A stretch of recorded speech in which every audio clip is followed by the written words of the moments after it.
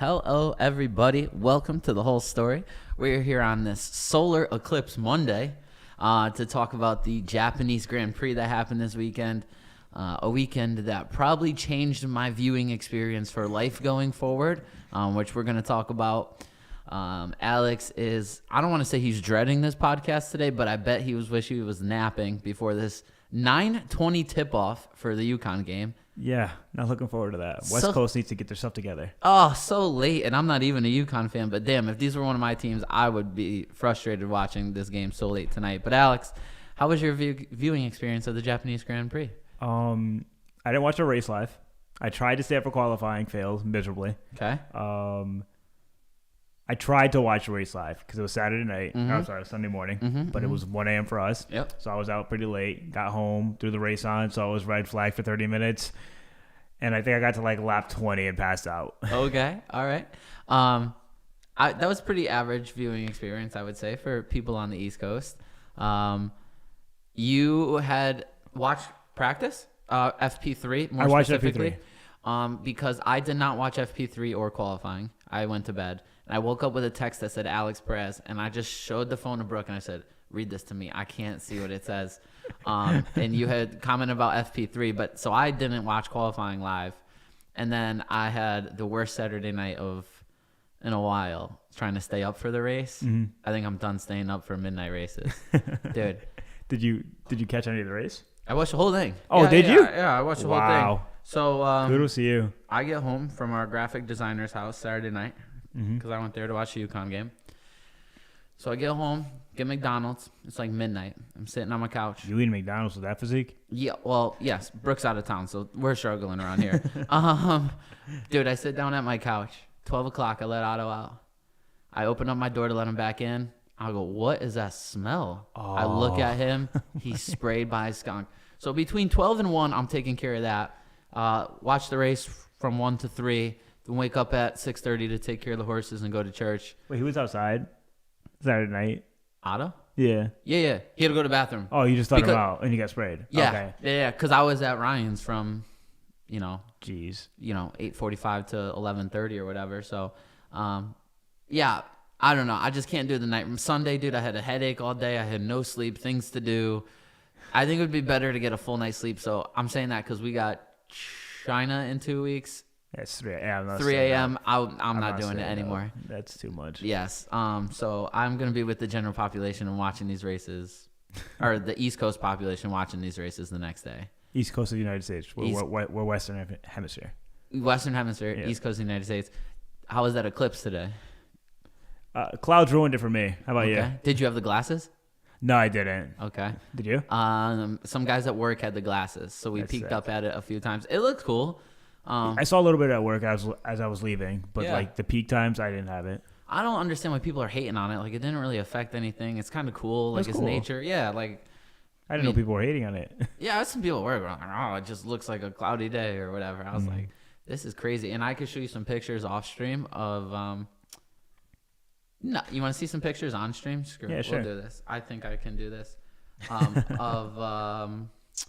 So these pictures, shout out my brother-in-law, Todd. So this right here, as I pull it up for you guys. He's in Connecticut? No, he lives out south, right? They're up at the lake. Everyone's up at the lake this week. Where's the lake? Ontario. It's the bottom of Lake Ontario in New York. Gotcha. Yeah. So everyone is there. Look at these photos, bro. That's sick. As my text messages are live on. Brooke's up there too? Yeah. Carter? That's awesome. Yep. But look how dark that is, dude. That's sick. Pretty cool. So yeah, these pictures are actually from our guest picker, our last week's guest picker. Oh, really? Yeah. That's dope. So we'll check out those results and shouts out Todd. Man, going back to the weekend though. I mean, we kind of talked about drama last week. Not drama, gossip as I like to call it, but just the news around the sport. I don't have any news between yesterday and today, really. That's like, not related to the race, right? Everything I got is pretty much race related. There was a post conference with Lewis. That's like the only thing I can think of. Like that moment. Yeah. What? He like walked off. Oh, okay. Yeah. Like they were asking him like, are you jealous of like seeing your next year's car? Like, they're competing so well and they have such a stronger engine and so on and so forth. And he was like, can we ask another question? A better question. That's what he said. And not another, a better question. Yeah. Like, you know, as a competitor and stuff, you want to focus on the now. You can't be focusing for next year. And on top of that, like, he does want to compete. And he did play the team game, which I thought was kind of rare for Lewis. I'm not gonna lie to you. Yeah, we'll talk about it. There's stuff going on. But yeah, like at the end of the day, he's still a Mercedes driver right now, and he wants to focus on that. He wants to focus on this season. He wants to get the car back to competitive standing, and he wants to win. And when you are what should be a top 3 car, top 4 car with like Mercedes backing, Mercedes institutions, and all the research and development they have going into this car, when you're finishing barely into points, you're disappointed. Yeah, and you want to focus on that, not next year. So pretty bad question to ask. I think it was horrible. I think so too. And I think me and you talked about it last week, or at least I said like, man, I wonder how Lewis Hamilton feels like seeing his next year's car doing so well. But that doesn't mean that like, I think we know it sucks. I don't think you have to ask someone, how it feels in that instance.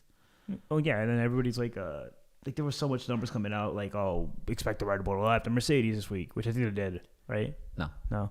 Yeah, well, I expected the Red Bull to do this, expect the Red Bull to do that. The Mercedes is performing this, it looks bad, like the upgrades, like Mercedes right now is a dumpster fire. And then on top of that, Toto's not helping the situation by offering this crazy contract that Lewis wanted to Max, which that can't feel good for him either. Max did say post-race that Toto's been saying a lot of nice things about him lately.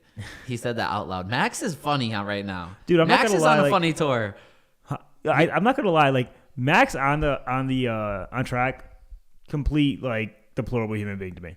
Off track, he seems like a nice guy. Did you hear his comments about when they asked George Russell about Alonso, and George Russell said that he ran into Alonso this week accidentally? Yeah, at a coffee shop or something. And then Max asked, did he brake check you? Yeah. Bro, Max is on a comedy tour right now. He had some comments over the radio with him and GP. I mean, GP was the one kind of funny there, but this might be Max's comedy season right now. I mean, there's nothing else for him to do. That's true. Full-time comedian while he's racing. So my notes for this weekend for practice, when I kind of did the review there, FP1, Logan Sargent crashed, which you knew was going to be tough for Williams. Yeah, he got the Albon chassis. You and I called it. Yeah. Oh, yeah. We knew that was going to happen. He got the broken chassis. Yeah, he got the broken chassis, crashes into an FP1, red flag. I don't know if I didn't watch free practice 1 or 2. Yeah. So I don't know if they even continued after that. But yeah, I'm not sure. I know Leclerc had a special helmet this week that he debuted. We saw it first in FP1. I think it was a tribute helmet to his guy. So that was cool. And then we had Ricardo sitting out and Iwasa hopping in for him, who had a nice, clean, solid practice. FP2 was rain. I don't, some guys got on track, but it wasn't worth. I think it was like Lewis and like 7 other drivers, and no one else did any sort of laps. Yeah, it wasn't like worth a lot. Yeah. And then FP3, Leclerc, I saw a clip. He wasn't happy with his running time. He seemed mad at the engineers. Like, why are we out here for 2 laps? This is FP3. Yeah. And then Ricardo spin, K-Mag spin. You had texted me, like I just said, that Mercedes looked fast, which got me a little bit excited, but I'm not even getting my hopes up because we saw what happened. I was upset because I'm like, I don't have Mercedes in the top 5. I realistically didn't think they were going to podium off what I was seeing for free practice, but I thought like, I could see them finishing in the top 5. At least one of them sneaking in there. But yeah, especially, I mean, they were 3rd and 4th in FP3. Yeah, and FP3 is generally where you start to show your qualifying pace. You start testing the low fuel race pace and stuff like that. So they did look quick, and then, well, Sunday happened. Yeah, then Sunday happened. That's the story of their season. All right, you ready to jump into qualifying? Yes, sir. All right. As we always do, we talk about our Q1 eliminations. Joe Guan Yu in 20th, Logan Sargent 19th, K-Mag 18th, Pierre Gasly 17th, and then Alex's favorite driver in 16th, Lance Stroll. Let's start at 20th. Man, what's up with Joe Guan Yu? I don't know. The entire kick team seems to like. I mean, Bottas is going to be consistent no matter what. You're always going to see him like where the car should be. Mm-hmm. He's never gonna. I don't think he's ever. Well, he has overperformed a few times, but yeah, that team just can't seem to figure it out. Yeah, I don't know. I know they're having problems with the brakes. They're having problems with like the overheating of the tires, and that's why the pit stops have been so god awful. Yeah. And it's just crazy. I mean, Bahrain, what was it, last year, 2 years ago, his first race, like in the points, like showed a lot of promise, and he's just been struggling with that. I want to say it's the car a little bit. I don't think. No, I think everything's just going downhill there. This is probably going to be is he in a contract year, right?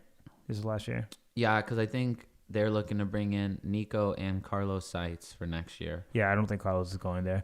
No, I'm just saying. So, but yes, but I think both drivers. Yeah, I think one of them's going to be gone for sure. Mm-hmm. I think they'll hang on to both. I think Zhou Guanyu is gone unless he pulls in even more money than he's already pulling in. Yeah. But that Chinese market is growing, so yeah. We'll see and he's about to go next 2 weeks to his home race. Mm-hmm. So we'll see how that goes. Logan Sargent, not surprising, in 19th. K-Mag, not surprising, in 18th. Pierre 17th, Lance Stroll 16th. They brought upgrades, so a little interested that they were that slow, especially because his teammate was so much higher. But as Alex is gonna say, Lance slow. Oh, I don't think you've ever said that before. Really? I'm almost positive I had. No, maybe I texted it before. In that cold demeanor too. That was crazy. Alex, please clip that for this weekend and get that on our socials, bro. That was cold. I like that. So that was your Q1 eliminations right there. We go to Q2 here. First car knocked out in 15th, Esteban Ocon. They are now happy to get that Alpine into Q2, which is kind of crazy. Albon 14th, Bottas 13th, Hülkenberg 12th, and Danny Rick 11th. Albon in 14th I thought was solid. Bottas, I thought that's a little bit out driving that car in 13th place there. That was fair, yeah. Yeah. Hülkenberg, honestly, he has set the bar higher for himself in qualifying. 12th, that's what I would expect. I mean, the Haas is pretty slow overall, but yeah, you expect that from Hülkenberg. Yeah, yeah. It's weird. You just, on a Saturday, you expect Hülkenberg and not K-Mag so much. And I think that's going to hurt K-Mag going forward. I think Nico has a seat next year, no doubt. Yeah, I saw somebody, a few of the people who were guessing for like next year's seats, like some of the bigger commentators and stuff, and I saw like 2 or 3 of them who had Hülkenberg out and Magnussen in, and I was like, what? Yeah. Like not even Hülkenberg on a team, and I'm like, that's crazy. If anything, he's going to move up to like something, but like, I don't see him not having a Haas seat and K-Mag having a seat. I'm on page with you 1,000% there, and I heard he's very good behind the scenes and like the sim and developing the car. So, and then Danny Rick barely missing out. Yeah, it was in close. 11th. He really put a solid effort in there. He did, but another Q2, not Q1, Q3 for him. So he'll be kicking himself. He'll be wanting to get into that top 10 for sure. Speaking of 10th place, Yuki Tsunoda. 9th place, George Russell. 8th place, Leclerc. 7th, Hamilton. 6th, Piastri. 5th, Fernando. 4th, Sainz. Lando Norris in 3rd. And then a Red Bull lockout, Sergio 2nd, and Max Verstappen 1st. Yuki 10th, solid. That's kind of what we expect out of that. Yeah, definitely, for sure. Yeah, he had a solid weekend overall. I'm glad he did, especially being in Japan. Yeah, it was cool to see how excited everyone was for him. Right, yeah. Also, if anyone from our Japanese audience is watching, man, y'all get so creative with some gear. Like if dude, the straw hats they had, I thought they were sick. Dude, if I show up to a race, I'm wearing jeans and a wherever Hamilton is at t-shirt at the time. Like you guys, like they're wearing like car designs on their heads. The hats that you're talking about, they're clever with their gear. They aren't go sick, dude. The fan base looks dope. Yeah, for sure. So shouts out to our Japanese audience. You guys are killing it out there. 9th, George Russell, Mercedes. After Alex probably expected more. I didn't get my hopes up, and then look what happened. I think the 8th place, Charles Leclerc, is a little bit more of a shocker. I think it was a huge shock. Yeah. Like you said, I didn't know he had the FP3 problems with the team. Yeah. But, yeah, that was a shock. Especially just seeing how his teammate was doing. And he was offset. It's weird. Alex said Mercedes was, sorry to backtrack here, and we'll tie it together. You said Mercedes was fast. This was one of the first sessions all year where they had the same tires as everyone else. They had been going into Q3 with only one set of new softs. So they would do one run on old softs, one run on new softs. They had 2 new softs, where Charles, on the other foot, only had 1 new softs. So he only went out for 1 run kind of by himself. Yeah, it was a rough practice sessions, I guess. Yeah. Just not finding it this year with that car in qualifying this weekend, at least. Lewis 7th, Oscar 6th. Fernando, I think, was the shocker in there at 5th. Agree? Yeah, that was high. Because I think when after Bahrain to Jeddah, you said, okay, maybe that car's better on like the faster tracks, the less downforce tracks. So for this track, 5th place, I thought it was pretty solid. Yeah, they don't have the straight line speed that car either. So him getting to 5th was really impressive. Yeah. Yeah, as you'll hear Lance complain in the race about the straight line speed of that car. I wanted to say that. I was dying. Coincidentally enough, this is a track that I think Alonso said, his iconic quote, that this is a GP2 engine. Yeah. And I believe when McLaren. he was with McLaren, I believe it was at this track. Yeah. 4th is Carlos Sainz. 3rd, Lando Norris.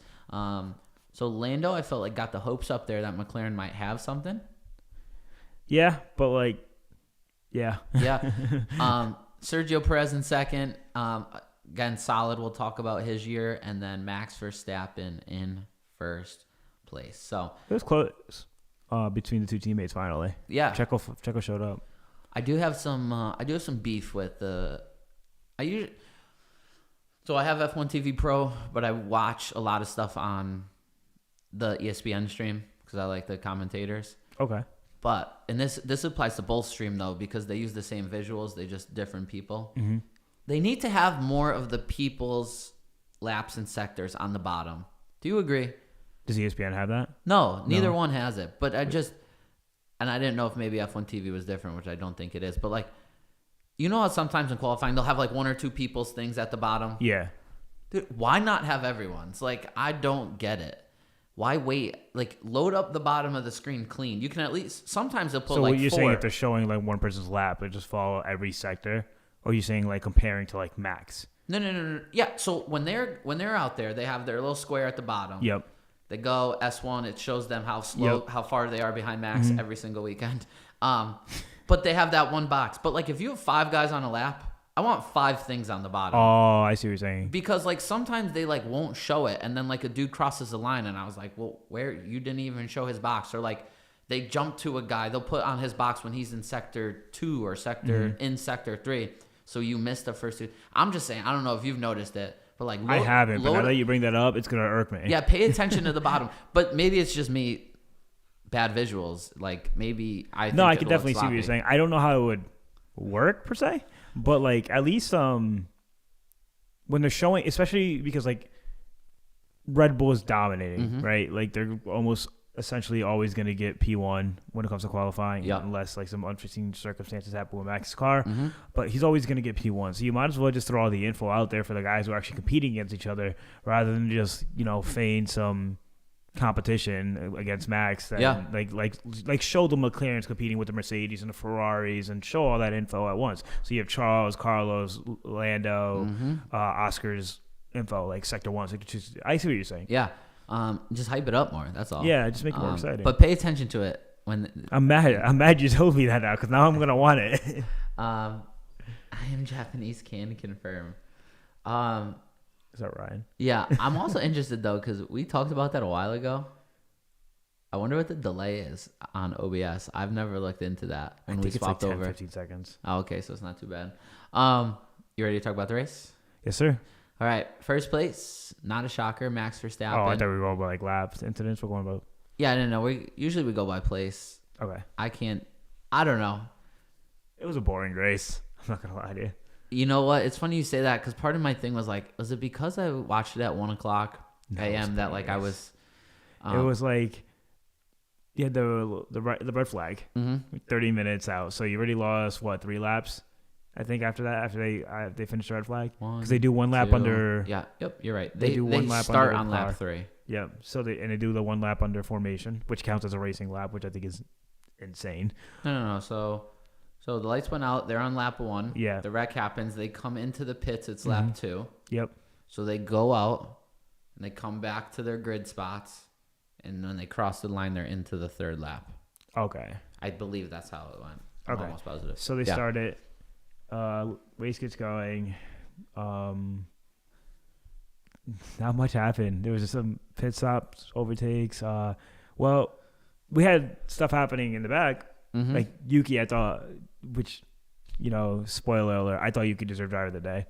I know, I understand why they gave it to Charles, mm-hmm. but like he had that impressive stint, and it was just luck of the draw with like how getting the red flag, getting the pit stops, and like it's just.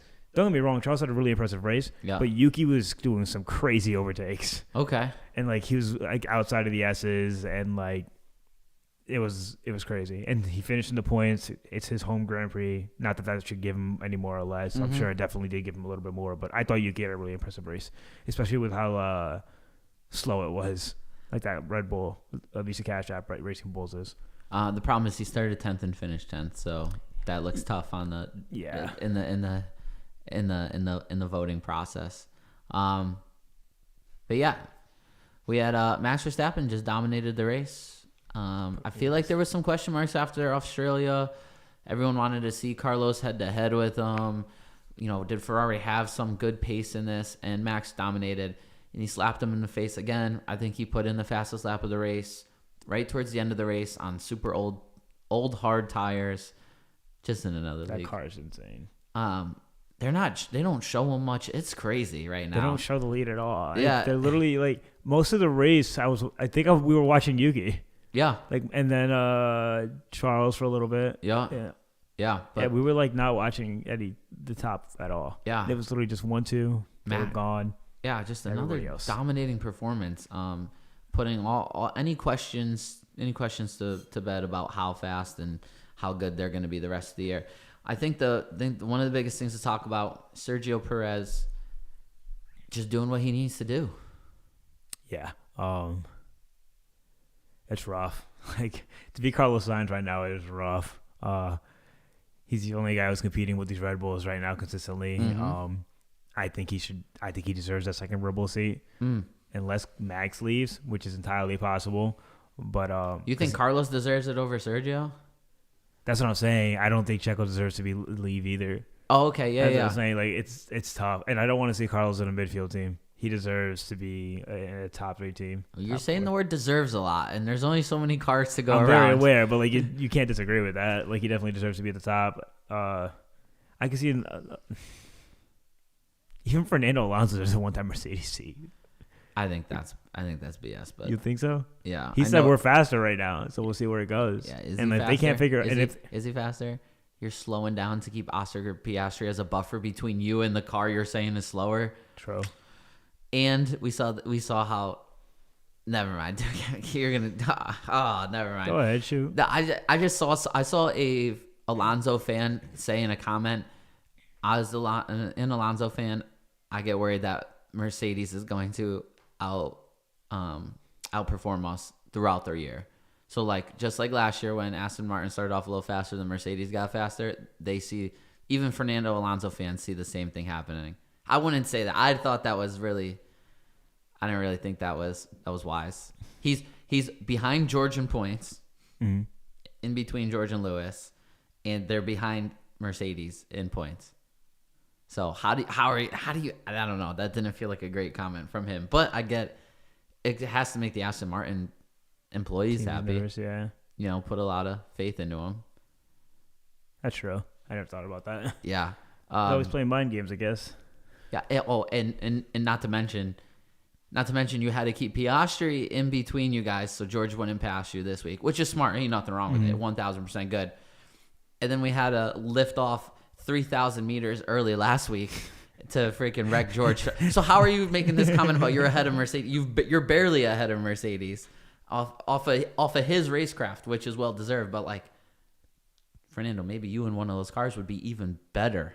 That's just what I'm saying. In a Mercedes? I think you would look good in a Mercedes. I just didn't think that comment was quite appropriate for the season so far. That's all. I don't know. Next year's shakeup's going to be pretty nasty. I know. Yeah. Lewis going to Ferrari. Max going to wherever the heck he wants. Maybe to the moon. McLaren's locked in, I think. Alpine needs to go to F2. It's going to be crazy. Like, the driver lineups are just going to be absurd. And, like, the rumors are going to circle for a long time. Max's relationship with Horner does seem strained. Yeah. Even when you hear him like in the victory radios, like he talks to GP like normal, like he normally does. Oh, that was lovely, kind of thing. Yep. And then when you hear Horner come on the radio, he's like, "Yep, good teamwork, or good team effort," or kind of thing. It's always the same, like just stereotypical answer to him. It's nothing like exciting or anything like that. I was surprised to see Max fist pump after he won the race. Oh, yeah, there was kind of some juice behind it. Like, he was fist pumping, and I was like, that's the first time in a long time I think I've seen Max show emotion for winning a race. I think it had to do with the DNF last week, probably. Oh, probably, yeah. You know, like I said, he hadn't won a race on a Sunday in quite a long time. So, you had to break the curse. Yeah, back to our race results here. Carlos Sainz third. I heard people say maybe he should be driver of the day. You know, I don't know about all that, but a very solid day for him and Ferrari. Managing the tires. Yeah, Ferrari. They haven't messed up strategy yet. No. You know, keep those fingers crossed. I think that's behind us. I'm not going to lie. I hope so. I do. I do. I think it's behind us. Carlos, they looked good. Like you said, their tire degradation was the best. I actually saw some stuff on that as well. That, you know, they're just a very solid car. They don't seem to have the speed.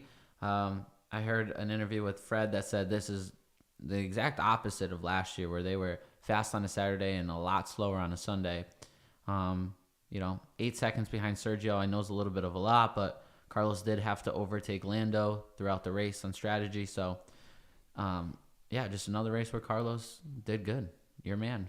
It kind of bugs me how little like people battle Max, and I get it. His car is gonna like take over, even the Red Bulls in general, because even Checo always just like he gets in a straight line DRS. Everybody just kind of like moves to the side because you're not gonna hold him back. Yep. I kind of wish they just tried, you know, like Checo did it for Abu Dhabi 21 for Lewis. Like Lewis obviously had the faster car, but he still held him back. Yeah. And like even Alonso, who arguably should be the best at doing this kind of defense driving, he just moves aside for them, just lets the Red Bulls through every single time. And I get it, that's not your race. Yeah. But like it'd be kind of nice to see a little bit of wheel-to-wheel action there. Well, you can ask. I don't know if they'll listen, but no, they're not gonna listen. Your actual driver of the day, Charles Leclerc, finishing fourth.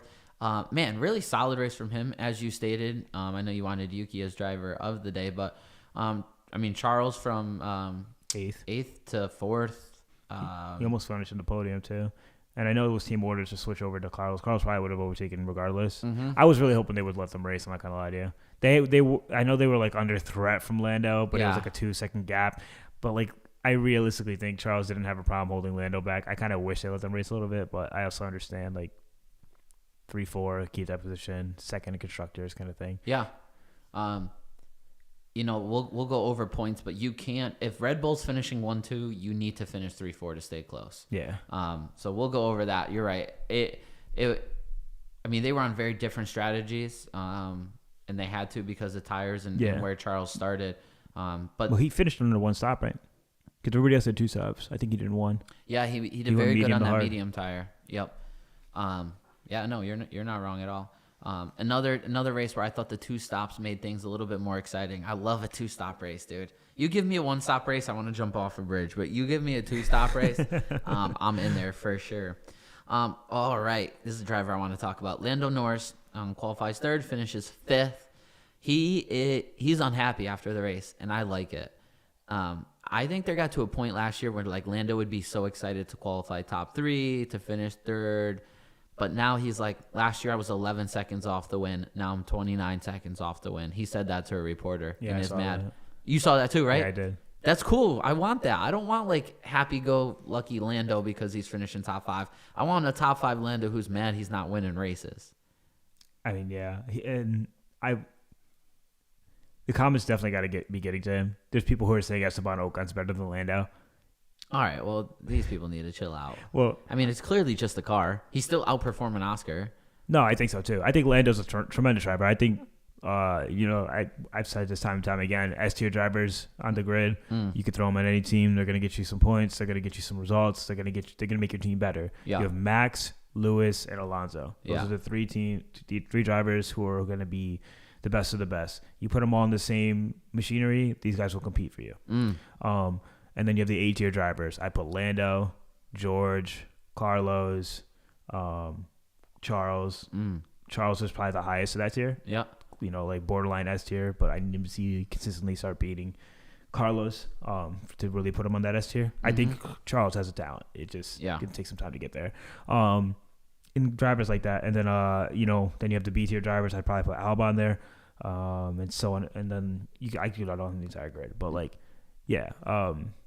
Lando's he's a really good driver, and he is getting flack from just about every fan who isn't a McLaren fan that he hasn't won a race, especially because Danny Rick, who isn't looking all that impressive these last few seasons, was the last win from McLaren. Yeah. And arguably it should have been Lando. Like, Lando chose to stay in second place. He could have overtaken if he wanted to. The one time he costed himself a race was when he was on wets. Russia. Right? Yeah, he was on what? Was it inters or wets? No, he stayed on slicks. He didn't go. That's what it was. Yeah, and then he ended up spitting out. Yeah, but other than that, like, Lando not winning races has nothing to do with his lack of driving racecraft. Yeah, no, we both agree with that. I'm just happy. I hope it puts a fire in him, and I hope he can get better there. Fernando Alonso, solid day in sixth. Like I said, damn. I almost wish he had a faster car and he could focus more on what's going on in front of him instead of always having to be just a clever, crafty man to keep people behind. It's fun watching him try to overtake, though. You see him try to overtake. Like, a lot of guys get into the DRS straight, and that's how they're overtaking. Most drivers do right now because that's just the way you can overtake easier. Mm-hmm. But Fernando sets his overtakes up 5-6 turns in advance. Yeah, and he's just goading you into making that mistake. Yeah. It was a very solid race for them in that team. I think another lap or two, George would have had them. I think so, too. And that brings us into George Russell in seventh. I was so terrified after he overtook Oscar. I'm like, that's all he needs is to catch up and then get brake checked again. Yeah. Oh, can you imagine round two? Oscar Piastri, eighth. George Russell had a solid day. Got into it with Oscar Piastri a little bit. I saw a lot of stuff on the internet that confused me, and I didn't know if it was because I had Mercedes bias. The S, not the S's, the chicane. Yeah. They wanted a penalty for forcing him off the track. But I'm very confused because he came back on the track ahead of him and stayed in front of him for a couple laps. So, he didn't let him overtake either. George earned that overtake. But I see what you're saying. The fans are complaining because they saw that he overtook him fair and square. George overtook Oscar fair and square. He didn't. Yeah, that's not in question at all. No, yeah. But you're talking about the incident where he pushed him off the chicane. I don't think George pushed him off the chicane either. I don't think Oscar really had any room to go, but I think it was also a racing move. Yeah, I think it was a racing move, and it didn't affect, in my opinion, a single thing. No. Like Oscar got back into the DRS train. That was another funny radio, by the way, when you hear Oscar on the radio. He just, it was almost a really bad crash. Oh, Doesn't happen. Oscar's I had nowhere to go. He does stay very calm. It's the Aussie in him. Yeah, they stay calm. But you agree? No penalty? Yeah, I agree. Yeah. And Oscar, George had a great race there in seventh. Or great is a little bit overstated, but and then Oscar, solid day in eighth. I know he's starting to kind of be unhappy with that, especially from where they were last year. But he did solid. I think he did everything they asked him to, and another lap or two, Lewis would have been right there as well. But I don't understand. Lewis closed that gap crazy. Yeah. He came out of the pits. He lost time. I think he was 8 seconds behind George, and then he closes the gap to 3 seconds or 4 seconds, something like that. Then George finally overtakes, and then Lewis closes the gap to 2.1, 1.9 by the end of the race. Yeah, it was 1.1 at the end of the race between Oscar and Lewis. But yeah, Oscar, solid day. I mean, I think he'll get his in the future. I don't understand people out here looking for penalties on that when it didn't affect basically anything. Do you think that should be a thing? What? If it doesn't affect I just can't believe they would call a penalty when it didn't affect anything. Yeah, I agree with you. There's a few things I would change in F1. I don't think that's one of them. If Oscar got pushed off the track, got put into the gravel trap or something like that, different story. Mm-hmm. Or even maybe if George even passed him in that straightaway, George did something, pushed him wide. George got a better run and passed him. Okay, but so in that situation, I think they do what Max and Lewis did in Jeddah, where they just swap positions, give it back. Because giving him a penalty there when Oscar's still in the race, there was no damage to the car. Mm-hmm. I think that's even unfair. Yeah, no, I agree. So we're good. We're on the same page about that. Lewis Hamilton starts 9th, finishes 9th. Or did he start 9th or 7th? He started 7th. I think George started 9th. You're right. He starts 7th, finishes 9th, which is insane for Lewis to go back. I mean, Lewis was a guy who started on the mediums like everyone else. I hate this stupid red flag incident. I can't. They got to change that rule. You shouldn't be allowed to change your car. Your tires on a red flag. I'm sorry. I think it's ridiculous. I agree. I'm with you. But so Lewis, he then, red flag. He goes on hards because Mercedes has 2 sets of hards. I think their theory was maybe they could just one stop after that with the set of hards. Yeah, those 2 higher tire tag though. Yep. But also into turn 2, he gets into it with Charles Leclerc. Yeah, I didn't see that. Yeah, I saw after the race people were saying, "Oh, you had some front wing damage, and that's why you weren't getting the performance in that first stint." I didn't know. Yeah, so he actually had a decent run on Leclerc on the outside, and then Oscar Piastri backed up. I think he had a checkup a little bit and got in little bit understeer into Leclerc, who was on mediums, and his tires weren't warm. That's the reason why he let George by. Okay. He could not turn. On board, you could see him not being able to turn. I know he was complaining about the front right? Yeah. Like every time, and then even when he pit stopped, like that front was stuck on. That's where he hit Leclerc. Okay. So he didn't have that. Also, though, I don't get this Mercedes car. They also did the wrong strategy with the hard tires. What do you mean? That Mercedes was very fast on the medium at the end. So most guys went medium hard. Yeah. So, but I think during the red flag, a lot of teams switched over to the hard immediately, and they went hard. No. Okay. Red Bull. Well, yeah, Red Bull could do Ferrari. Red Bull could do whatever they want with their tires. They could throw 3 sauce on their set. I think McLaren. I think a lot of those guys stayed medium. Like Leclerc did that long first stint on medium. Yeah, that I remember. So if Mercedes is on a medium, maybe that whole race is different, because I don't know, maybe their car just performed better. They lost so much time on that hard, and then look how fast they came back. So it's just another one of those races where you're saying what if you're a Mercedes fan.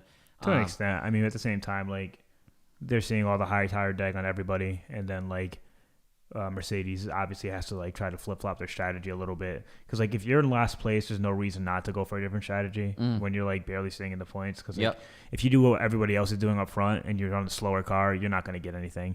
So you got to try to overtake through strategy or overtake through just doing ballsy moves in general, and I think they just kind of went for it, and things just didn't work out. But yeah, I didn't know that though. I didn't know everybody stayed in the mediums. Yeah, it's very much a hindsight move. Looking back at it now. Also, Toto did say, though, that he was very happy with the weekend. He said they are basically live testing. I think Mercedes did go into the weekend with a happier car than they have. Toto said they got a lot of data out of it, even if they didn't get the results, but we'll see what happens. That brings us to Alex's driver of the day in 10th, Yuki Tsunoda. Like I said, he started 10th and finished 10th, so it's going to be very hard, and finish a lap down. So it's going to be hard for him to vote driver of the day. But he really ran a solid race. His team got him a few spots in a very congested. That pit stop was insane. Very congested. That pit stop was absurd. He came in. I think he was the last one to pull in too, or third, something like that. And he came out on top. Yeah, and he thanked the team very calmly too, which was awesome to see. I love it. Yeah, Yuki kind of was that dude this weekend. He had a solid weekend, and like I said, his overtakes were ballsy, and they were like. They were fun to watch. It was. I guess I was just more entertained by Yuki's race than Charles, because Charles' race. While I was impressive, don't get me wrong. The stint on the mediums for was it 30 laps or something. He lasted on those mediums, which everybody was getting rid of those mediums in like 13. Yeah. And so it was impressive in himself, but Yuki's overtakes were just fun to watch. On the outside of the S's too, like, and he would come back. He would come from nowhere too to make that happen. And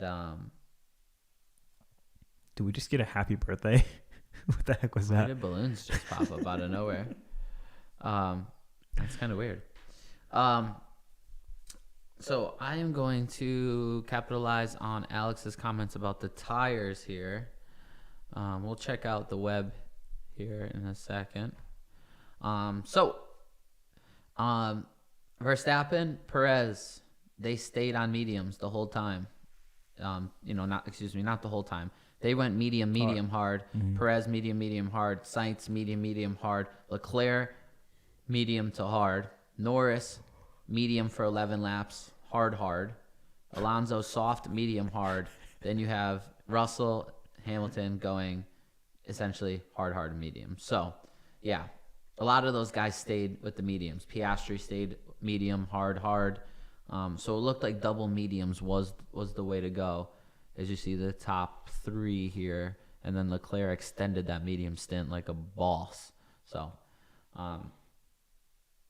that's insane. I can't get over how that is really crazy. Ryan asks, what's up with George Russell? I feel like he was finishing top 5 consistently last season. I don't know if it was last season or the season before where he had like top 5 finishes for like the first umpteen races until Silverstone. It was the season before.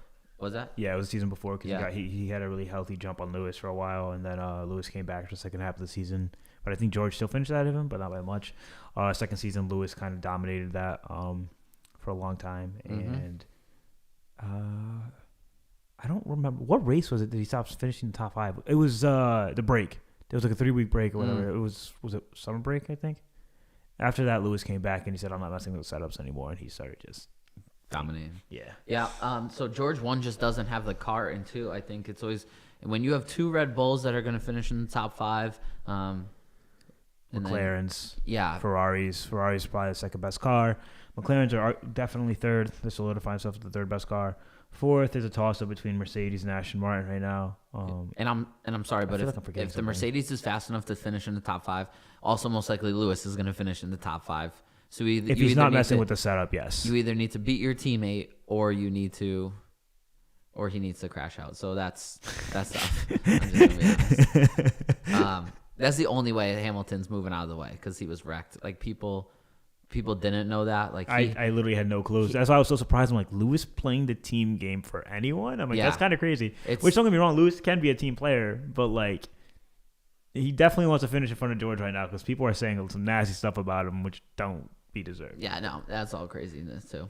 11th, Nico Hülkenberg, solid race. I mean, besides his battles kind of in the pits, I didn't see much of him. Lance Stroll, solid day, comeback in 12th. Dude, that voice crack had me dead. When did he voice crack? When he's complaining about the straights. He was like, we're so slow in the straights. That's funny as hell. I didn't even see. This is why I can't watch a race at 1 a.m. because now that you're saying that, I'm picturing it, but I don't remember it. That's great. He just sounded like a teenager complaining to his dad about like not getting his favorite bicycle or something. Oh my god, you hate this kid so much. I love it. The energy that you put into hating him is awesome. K-Mag 13th, Bottas 14th. Solid race there for him. He was kind of passing some cars when he kind of fell back on that pit stop. That's kind of all she wrote for him. They need that pit stop team has got to go. They need Audi to come in quick. They got 5 seconds. Like it was sad too because I remember I think it was Bottas who pitted first for that team, and he's in the pit stops for like 4.5 seconds, and the commentator's like, "Wow, that's impressive for the kick." And I was like, and they were like, usually teams want to be in that 2 area, 2 to 3. Yeah. Fastest pit stop was McLaren, 1.8 or whatever it was like last year. But yeah, for that kick team, that 4.5 second mark is where they want to be. Yeah. And I was dying. They need help. They need to get bought out, and they'll get it together next year, I hope. Alpine's in 15th and 16th. That was another one I felt bad for. Did you see when they go into Ocon? They're like, Ocon, we need you to push. Oh, he's like I am pushing. What do you mean?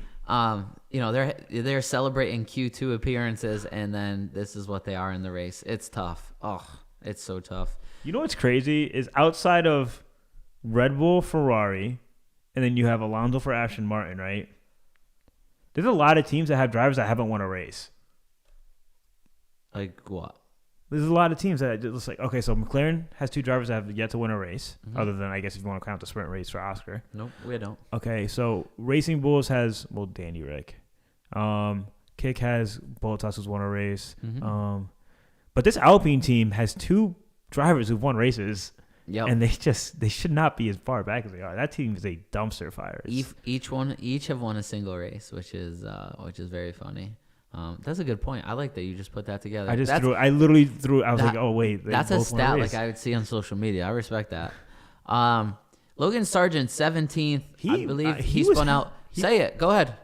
He spun out one. Oh yeah, he spun out to the gravel. I forgot. Yeah. But he was having an impressive race for a while, and he was overtaking pretty well. He was almost in the points. Then I think he had to pit, but he was on pace to finish like 13th, like 12th, 11th. And he was making some impressive passes, and then he spun out into the gravel. But if he doesn't do that, he finishes in front of the Alpines, no problem. Yeah. Yeah, no, Alex is 1,000% right. James Vowell, team's president, he was kind of happy with how that was going and Logan making moves. And, the team is in a tough spot. Logan needs to keep it out of the gravel trap in that race. Like, 13th doesn't get you any points, but he needs the confidence. He needs us to put some more respect on his name, but he can't be putting it in the gravel trap. It just sets him. It's one step forward, two steps back. Yeah, it sucks, and he's got a lot to overcome. I think I'm not gonna lie, I'm really, really rooting for this kid. I think ideally right now he doesn't have a seat next year. We have Kimi coming in. He's most likely gonna end up taking one of those bottom tier seats unless Mercedes decides to go balls to the wall and go with him. Mm-hmm. You have Behrman coming in, who's going to Haas. So right now, Logan doesn't have a seat outside of potentially Williams, or maybe he's probably going to follow a reserve driver somewhere or go to IndyCar or something. But I'm really rooting for him because I just want him to show some resilience and turn his season around, turn his F1 career around. And if he does, it'd be awesome to watch. Yep.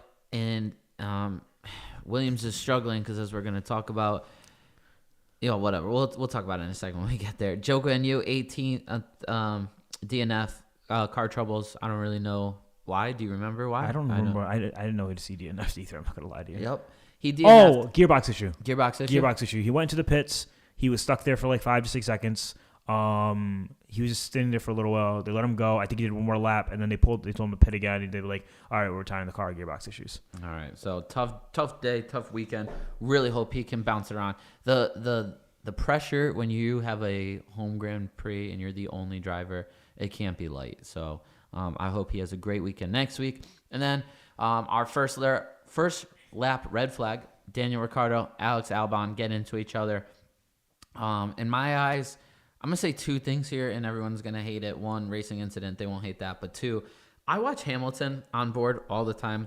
And there's so many times where I want him to go for a move, and he backs out of it. But he does because he don't puts himself in situations like this where You're wrecking. And the situation is they're coming out of 2. Albon gets out of 2 a lot better than Ricciardo. Kind of puts it on Daniel Ricciardo's outside. Daniel Ricciardo is looking on the left to cover the guy just to see where the Lance Stroll is inside of him. Kind of goes out wide to swing into the corner.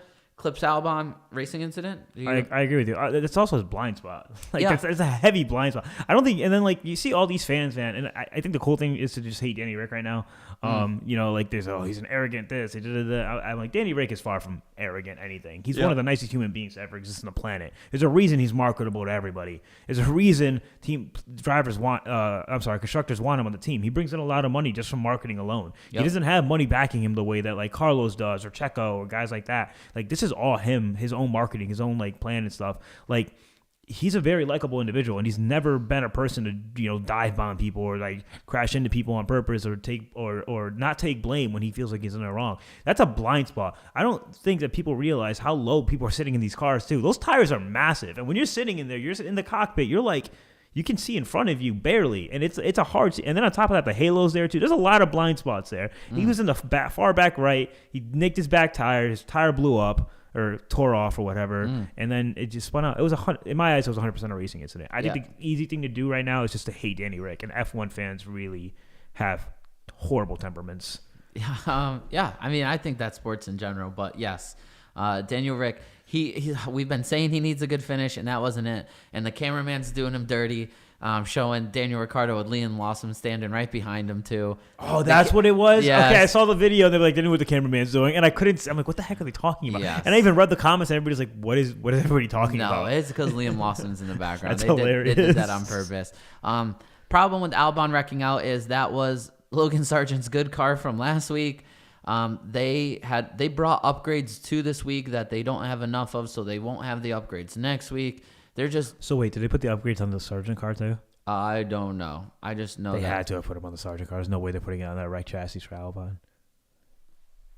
So they're screwed. Albon had the upgrade. Albon probably had upgrades. And he wrecked them. Yes, that's what I was saying. I don't think they have backups. That's what I was saying. So they did put it on the wrecked car.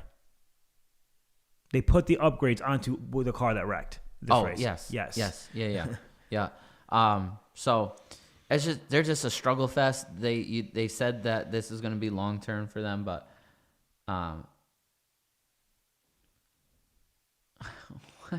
want to say this before I forget. But Alex wearing his Yukon jersey reminds me of when Justin wore his Yukon jersey in high school and would get cooked for wearing a Maya Moore jersey. Who is your jersey? Kemba Walker. Oh. I don't remember Justin wearing a Maya Moore jersey. Yeah, do I do remember that, Ryan. I was hoping you were going to wear a Diana Taurasi jersey. That's pretty goated. But yeah, dude, it was. She's such a hater. What's that? She's such a hater.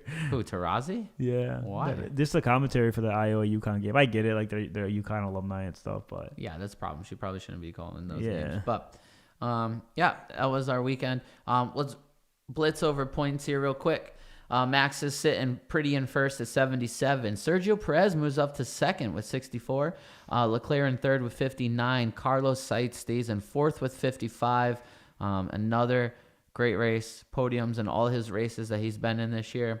Lando moves up to fifth, bumps Oscar down to sixth. George in seventh, Fernando eighth. They are tied for points. Lewis bumps up 1 to 9. Lance Stroll to 10. Yuki gains another point in 11. Behrman still sitting in 12th. Nico 13th with 3. K-Mag 14th with 1. So we got a 13-point lead up top, but it's not. It's still a little tight. It's not crazy up there yet. Give it another race or two, but right now it's not crazy. 25 plus 25 is 50. 52 because he's probably going to push for the fastest lap. So you think he's going to have 122 points, 129 points in 2 weeks? Yeah. Okay. And 2 races, we should say. We will jump over to the constructor points here real quick, where there was no changes this week. Everyone stayed the exact same. Red Bull up there with 141. Ferrari in second with 120. 21 points behind in the constructor is not a lot. That's still keeping it close. It's beatable. That's yeah, kind of. Yeah. Beatable, sure. McLaren in third with 69. What are you laughing at? Nothing. What are you laughing at? What's so funny? Mercedes in fourth with 34. Aston Martin in fifth with 33. I did say, why would Alonso say that about, Mercedes and Aston Martin earlier? But they're only 1 point. It is not a lot. It's not a lot. And, it's basically all Fernando. Racing Bulls almost proved me right. I had them in the top 5. Oh, yeah, RB sitting in 6 with 7. Haas sitting in 7th with 4. And the rest have 0. As you guys know, we play a game every week where we take picks and then we look at those results. Race is staying tight here. Race is staying tight. We had top 5 results this week where Max, Sergio, you got Carlos, Charles, and Lando. Alex had Max, Carlos, Charles, Sergio, and Lando. So quick shout out to this man right here. He had all 5 were in the top 5. That doesn't happen every week, Alex. Charles was close. I really wanted Charles to get. Put that on the back real quick. Give yourself a quick pat. I can't disrespect Kemba Walker like that. Sorry. Okay, sure. But so Alex gets 5 points for getting Max in the right spots, 3 points for getting Lando in the right spot. That's 8, and then 3 more points for the rest of the top 5 being right, which is 11. I had Max, Charles, Carlos, Lando, and Oscar. 5 points for getting Max in the right spot, 3 points for Carlos in the right spot, which is 8, and then 2 more points for Charles and Lando being in the top 5. So that gave me 10. TODD, he went bold this week. He didn't. Double D, I like that. He didn't think Max was gonna put this deal on in the victory lane like he did. So he had Carlos, Sergio, he didn't Lewis, have Max finishing. Lando, Charles. But he only had one driver not right in the top 5. So we can't. That's true. We can't dog him like that. That's true. And he put Sergio in the right spot. So Todd earned for the guests 3 points for Sergio in the right spot, and then 3 more points for Lando, Charles, and Carlos all being in the top 5. So you got 11, I got 10. Todd got 6 for the guests, and that puts you at a grand total of 32. Me with 30, and then the guests with 25. I was really hoping Charles would hang on to that P3 over Carlos. Did you know you had picked that? Yeah, I remember because I remember I had Carlos ahead of Charles, but I remember having Carlos not. I know I didn't have Checo at P2 because I thought I debated putting Checo out of my top 5 because of his struggles last year in Japan. But then I remember that, and then I put Carlos at P2, and I remember putting him at P2 because I thought he adapted to the upgrades better, which he did. But I was really hoping Charles would hang on to that P3 spot to get some more points there. It wouldn't have gotten you more points. 2 points. I had Charles in P3. He finished P4. Oh, okay, yes. Yeah, you're right. Sorry. Correct. Yeah, but no, we stay close. Only 2 point difference between us is not a lot whatsoever. I know. I need you to start thinking with your feelings again. You're scaring me. Yeah, no, I'm not. I want to win. I won't put Mercedes in the top 5 until I'm going to say this right now. I'm not going to put them in the top 5 until they finish in the top 5. Does that make sense? Yeah, it's fair. So I'm done. I'm playing to win this game this year. I'm not losing again. That's some BS. Ryan asked how Todd didn't put Max in his top 5. He thought him wrecking. He had reliability issues, which he did not have. So it's ballsy. I respect it. Respect. Like our show today, nice hour show. We had some new intro music for you guys this week. Hopefully, that was sick. I don't know if you guys saw that. I was using the restroom upstairs and I heard it on the TV upstairs. I'm like, that's dope. That's how we fluff our numbers around here. It's also going on my phone. Is it? No, it's not. It's supposed to be. It's supposed to be going on my phone on the floor too. I found a new weapon. What? Found a new weapon. Here we go. A new weapon. Yeah. This is gonna be cool. I might geek out on this a little bit. You can find the FIA documents online. Okay?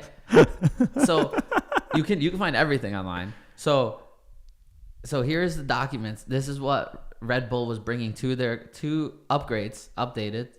Side pod inlet, floor body, floor edge, and front corner is all what they brought.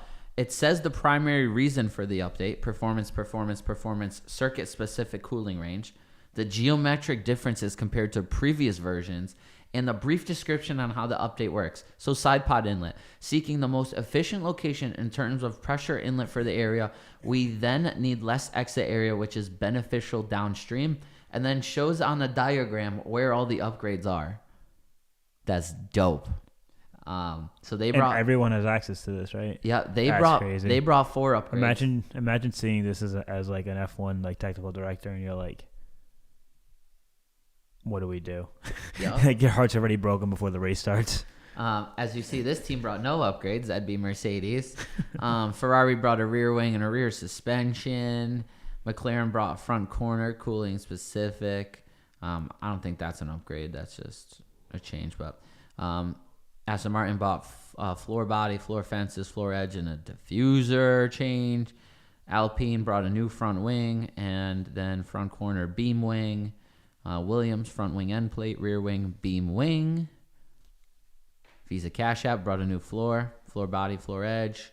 We knew that going in. Stake brought a floor body, which I'm not sure did anything. Haas, no upgrade. So this is dope, dude. I like this. So yeah, this is everything. Did you just download this or is this just on the site? This is on FIA.com. Jesus. Yeah, I mean, you can see curfew, race director's notes, P2 classification, infringement, car 18 pit lane speed. We can also see, hold up, let's see if I can find it. This is super nerdy. Where was the shenanigans that I know? Decision, car 63. Reason, the stewards heard from the driver of car 81, the driver of car 63, team representatives. Oh.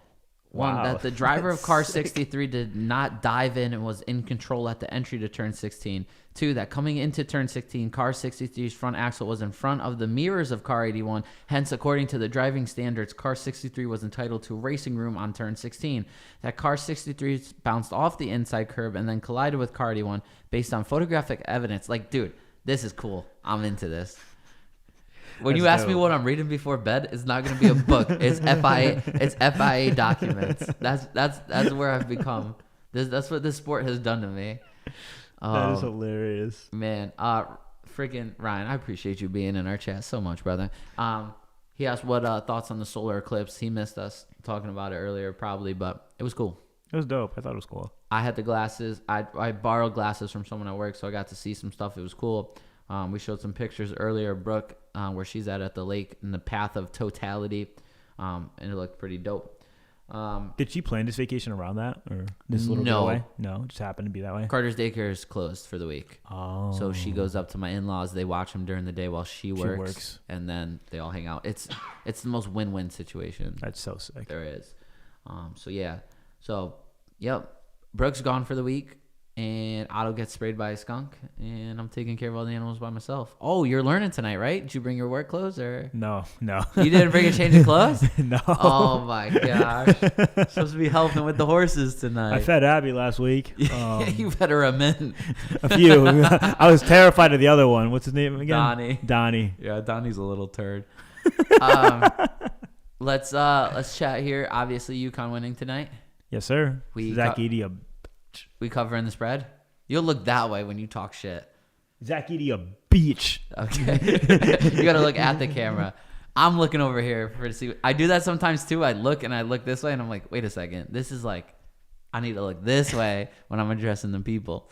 So UConn obviously tonight. Next week we're chatting about China. Which will be cool. Don't give it away.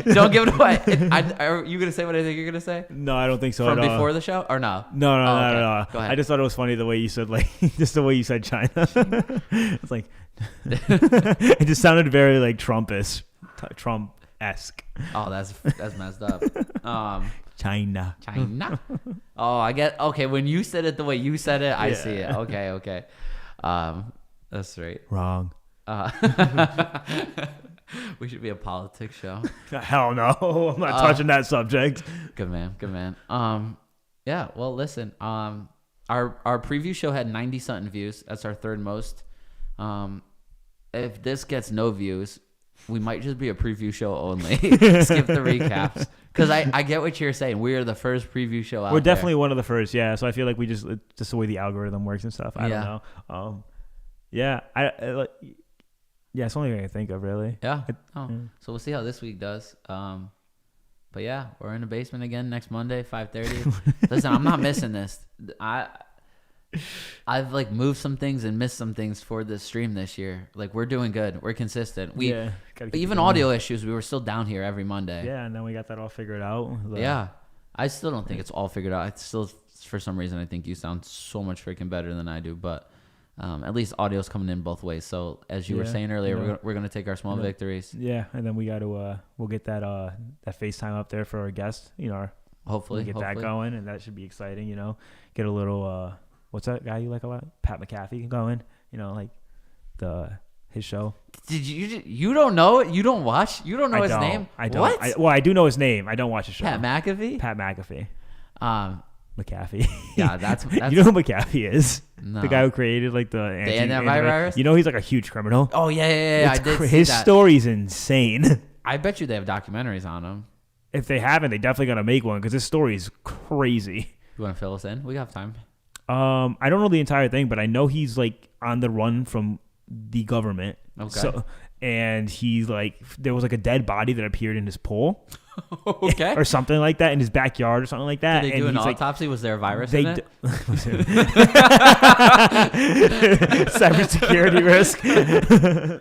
But yeah, he I think they think it's him or they know it's him and they just haven't found him. I don't know. It goes crazy. I'd have to like look more further into it. I forgot it. He bounced to a country with he's like in Guatemala or something like that. I don't know where he is, but he's like on the run. And he might be dead. I could be wrong. I forget how the story ends or if it's still going on. But yeah, so the next time you think about buying McAfee, or don't do it, or McAfee. I just said his last name now. Yeah. Well, this is also shouts out Steve Jobs for Apple not getting viruses. Yeah, so. Don't buy Norton either. That's just a joke. All right, so we're back next Monday? Yes, sir. All right.